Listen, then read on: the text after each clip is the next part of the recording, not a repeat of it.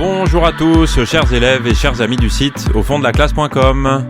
Dans cet épisode, on va parler de motivation, d'organisation, de détermination, mais aussi de sérénité et de confiance en soi à quelques semaines des épreuves du bac.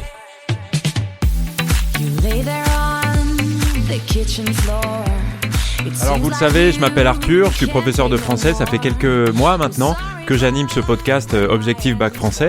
Et je voudrais d'abord vous remercier d'être si nombreux, si nombreuses à l'écouter, vous dire aussi de mettre des étoiles, des commentaires, tout ce qui me permet un peu d'avoir des retours sur tout ce qu'il y a, et remercier d'ailleurs toutes celles et ceux qui l'ont déjà fait ou qui m'ont écrit à travers mon site par exemple. Et d'ailleurs, si vous aimez ce podcast, ces épisodes sur les œuvres au programme, sur les méthodes, etc., eh bien, je vous invite à aller sur le site internet au fond de la classe.com, dont vous trouverez le lien en bio. Vous trouverez tous les contenus qui sont sur ce podcast, mais à travers des fiches écrites. Et évidemment, pour mémoriser, pour maîtriser tous ces contenus, c'est bien aussi de ne pas faire que écouter, mais aussi d'avoir des choses par écrit, des fiches pour faire soi-même ces fiches de révision. Et si vous souhaitez avoir accès à tous les cours qui portent sur les œuvres au programme, eh bien, je vous demande juste une contribution, une participation de 5 € pour l'ensemble des cours sur les œuvres. C'est aussi une manière de soutenir ce podcast. Vous avez dans ce cas-là un accès illimité à tous les cours jusqu'à la fin du bac. Vous êtes membre du site, vous pouvez participer au forum, poser des questions, avoir des réponses en direct et vous pouvez voir d'ailleurs un exemple de cours pour regarder un petit peu de quoi il s'agit, qui est directement sur la page d'accueil du site, si vous voulez savoir un petit peu à quoi ça ressemble. Et si je fais appel à votre contribution, c'est aussi pour permettre à ce podcast d'être entièrement gratuit et de ne pas être interrompu par des publicités. Donc je vous invite à vous abonner à cette formule Objectif Bac Français que vous trouvez sur ce site au fond de la classe.com. Alors maintenant, je voudrais vous parler de préparation, de programmation. Parce que à quelques semaines maintenant des épreuves du bac, il faut absolument programmer et maîtriser le temps que vous avez. Et pour ça, eh bien, il y a une méthode assez simple qui est assez évidente, c'est de partir de la fin.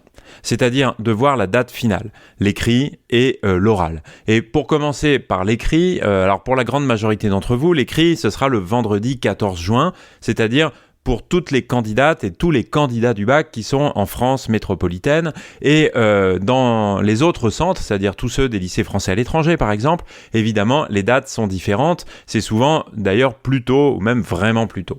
Alors qu'est-ce qu'il faut faire ? Eh bien il faut prendre cette date finale, la date de l'écrit par exemple, et se dire que les jours précédents, si c'est le vendredi par exemple, disons le jeudi, le mercredi, voire le mardi même, ne rien prévoir. Se garder cette période-là qui est juste avant pour des dernières révisions, des derniers petits réglages, pour se rassurer si on se dit tiens, il y a une petite chose que j'ai un petit peu oubliée. Et puis pour une autre chose qui est absolument fondamentale dans une épreuve de ce genre-là, c'est pour se reposer.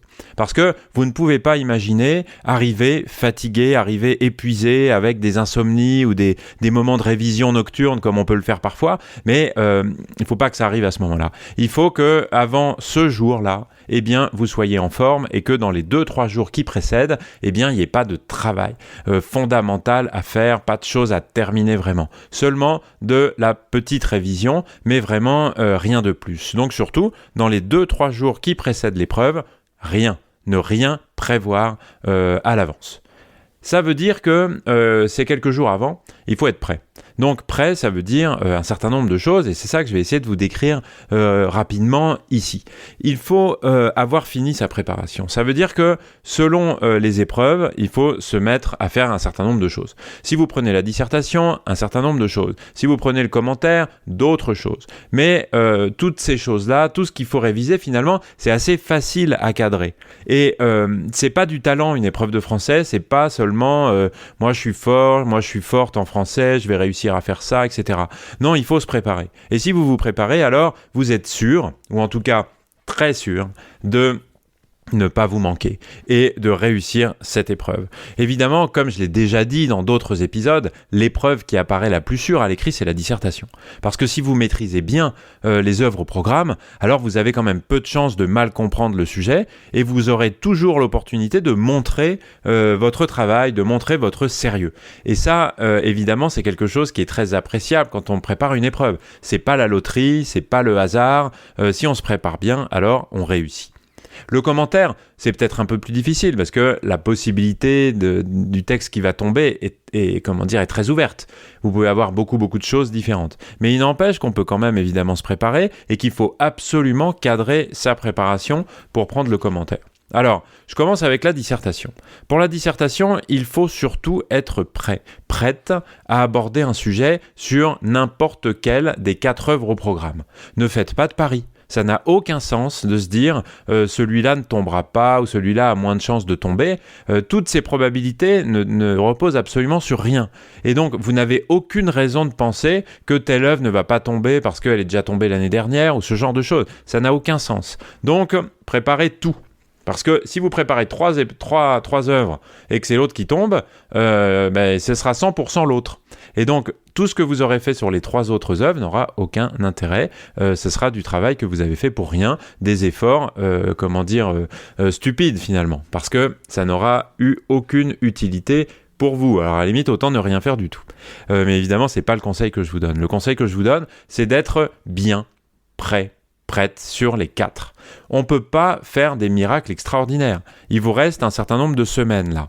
Et donc ces semaines-là, il faut les consacrer à être le mieux prêt possible sur les 4 œuvres au programme. Ça veut dire qu'aujourd'hui, il faut que vous regardiez ces 4 œuvres, celles de théâtre, de poésie, de roman ou récit et de littérature d'idées, et vous vous dites, voilà, combien j'ai besoin de jours pour me mettre au clair sur chacune de ces œuvres. Pour Gargantua, si j'ai Gargantua, je prends 3 jours. Pour le roman que j'ai au programme, eh bien, j'ai besoin d'un peu plus parce que je le maîtrise moins. Et donc, il me faut 4-5 jours, un petit peu plus que ça, etc., etc. Et vous voyez, avec le temps que vous avez aujourd'hui de disponible jusqu'à l'épreuve, moins les 2-3 jours qu'il y a avant, et puis vous divisez par 4 et puis vous ajustez selon le temps supplémentaire que vous avez besoin pour certaines des œuvres. Il y en a toujours qu'on maîtrise un peu plus que les autres. Et puis, vous vous en tenez à ça et vous ne faites évidemment pas plus puisque le temps n'est pas extensible. Vous n'avez pas plus de temps. Et donc, il faut que vous vous mettiez avec une feuille blanche, avec rien du tout, et que vous vous demandiez qu'est-ce que je sais sur mes 4 œuvres. Qu'est-ce que je suis capable de mobiliser comme connaissance à partir de rien, puisque au moment de l'épreuve, je n'aurai pas accès à mes fiches. Je n'aurai rien du tout de disponible, et donc je serai bien obligé de faire travailler ma mémoire. Et à partir de ça, vous verrez tout de suite quels sont les blancs. Il ne faut pas qu'il y en ait, évidemment. Vous pouvez vous appuyer, par exemple, sur les épisodes du podcast. Quand vous avez une dizaine d'épisodes, par exemple, eh bien, c'est parce que il faut à peu près maîtriser une dizaine d'éléments sur un livre pour pouvoir affronter une dissertation. Parce que dans votre dissertation, finalement, il y aura à peu près 8-9 paragraphes à l'intérieur du développement. Et donc, il faut maîtriser 8, 9, 10, 12 références associées à des idées, à des grands thèmes, à des grandes manières de lire cette œuvre. Et si vous prenez Arthur Rimbaud, par exemple, que beaucoup étudient cette année, eh bien, il est évident que les émancipations, eh bien, elle porte sur les choses amoureuses, elle porte sur des thèmes politiques, elle porte sur des thèmes de poésie, elle porte sur un certain nombre de thèmes qu'il faut distinguer sur des fiches qui sont différentes. Et c'est d'ailleurs précisément ça que je vous propose dans les cours que vous pouvez regarder si vous prenez l'abonnement Objectif Bac Français sur le site internet au fond de la classe.com. Mais si vous le faites avec les podcasts, eh bien les podcasts sont organisés exactement de cette façon aussi. Et donc, il faut absolument que vous ayez une dizaine d'entrées pour chacune des œuvres, et à partir du moment où vous avez ça et que vous les connaissez bien et que c'est toujours lié à une référence, une citation, un extrait, un passage précis, alors c'est que vous êtes prêt et prête. Et pour le commentaire de texte, eh bien, c'est un peu la même chose, sauf que, évidemment, ce ne sont pas des œuvres que vous devez réviser, mais ce qui s'appelle dans le programme des objets d'étude. Et donc, allez donc sur le site internet au fond de la classe.com ou sur les cours que vous avez déjà, évidemment, ou sur le podcast, sur l'épisode du podcast que j'ai consacré, c'est parmi les premiers épisodes, aux commentaires de texte.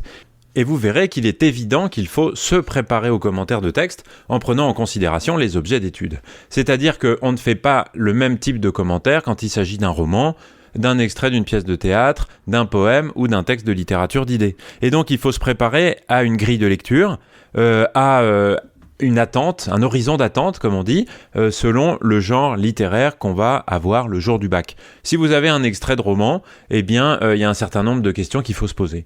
Si c'est du théâtre, eh bien, c'est pas les mêmes questions, etc., etc. Et il ne suffit pas d'apprendre une liste de figures de style, ça n'a aucun intérêt même.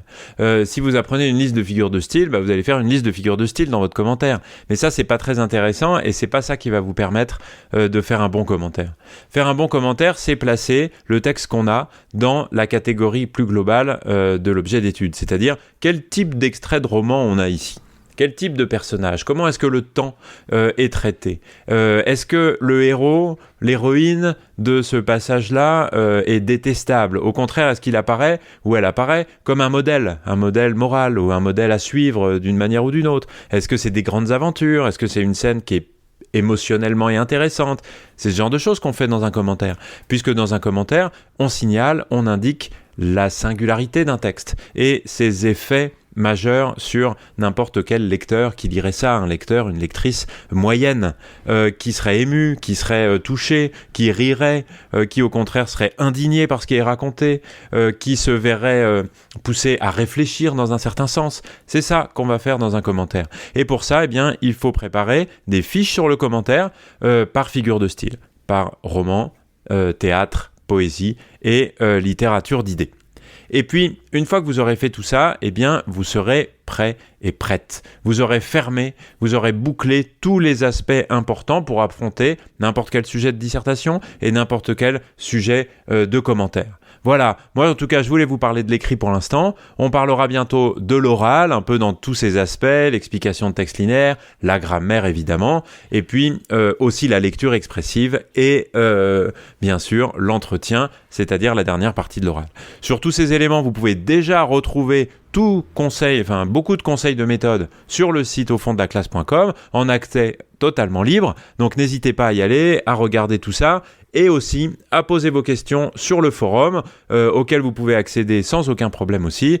C'est toujours la même adresse, aufonddelaclasse.com. Vous pouvez trouver ce site très facilement dans la bio de cet épisode ou dans la bio générale du podcast.